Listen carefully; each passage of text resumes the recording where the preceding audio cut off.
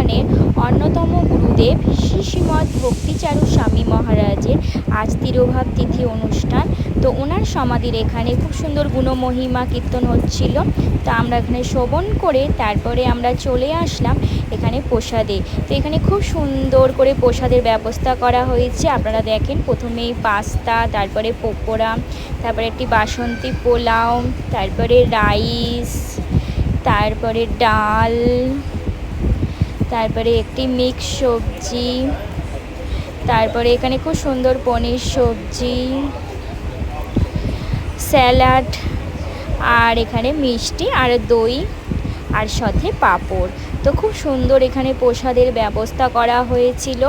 দেখুন কত সুন্দরভাবে এখানে বুফে সার্ভিস করে একদিকে প্রভুদের একদিকে মাতাজিদেরকে প্রসাদ পাওয়ানো হচ্ছে।